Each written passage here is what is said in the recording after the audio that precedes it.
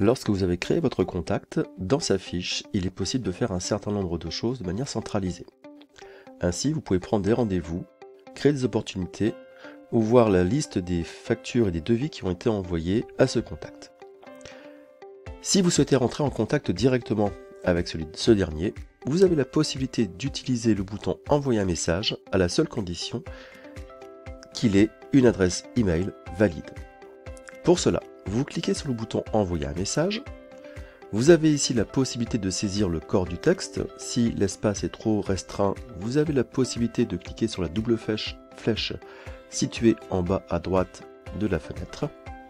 Et vous pourrez donc ici à la fois saisir l'objet du texte et le corps du message.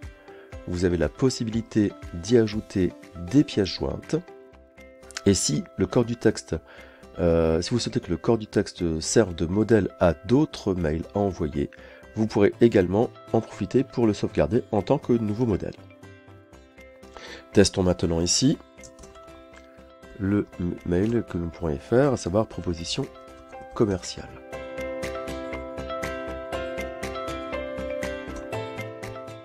À l'intérieur, bien sûr, ici, nous pouvons ajouter le texte.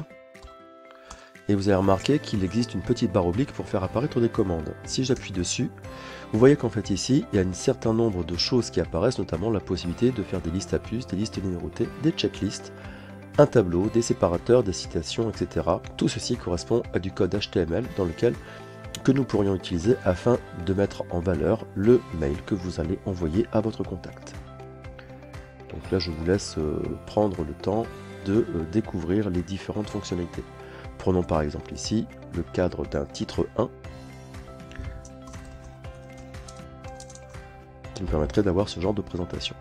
Si vous souhaitez ajouter une image complémentaire, vous avez la possibilité d'aller saisir donc ici le lien qui serait donc un format image, insertion d'une image, et là il vous permet d'aller sélectionner une image que vous iriez télécharger à partir de votre ordinateur. Vous avez aussi la possibilité éventuellement de faire un lien vers un site extérieur, voire ajouter un bouton. Par exemple ici, le libellé du lien, cliquez ici, et l'URL pourrait très bien être le lien vers le site web de l'entreprise. Par exemple, HTTPS, dans notre cas, c'était donc EDU, alors EDU-2025, voilà. Donc cet élément-là, ici ensuite, vous permet d'avoir un certain nombre de choses. On peut cliquer ici pour avoir un aperçu. Donc on ne voit pas forcément. Je vais cliquer sur enregistrer. Et vous voyez qu'ici, nous avons un bouton. Une fois que le message est prêt, vous pouvez donc l'envoyer à votre destinataire. Par défaut, c'est votre contact et on ne peut l'envoyer que parce qu'il a une adresse email valide. Alors bien sûr ici, comme c'est à des besoins de formation, les adresses email sont fictives et toujours la même afin de pouvoir vérifier les envois des messages. Bien sûr, n'utilisez jamais de véritable adresse mail d'entreprise ou autre contact particulier puisque il n'y a aucune vocation à être en communication avec des partenaires extérieurs. Vous pouvez cliquer ensuite sur le bouton envoyer et vous allez voir ici qu'effectivement votre mail aura été envoyé et vous avez donc un aperçu du document qui a été envoyé. Nous allons maintenant aller voir dans la messagerie du destinataire pour savoir ce qu'il a reçu.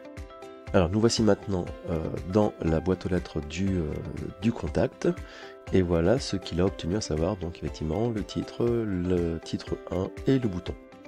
Voilà, le bouton d'action. Voilà. Donc ici, le message a bien été envoyé par le biais, on va dire, de la messagerie intégrée à Odoo. Donc je vous laisse faire la même chose dans le cadre de la situation numéro 2.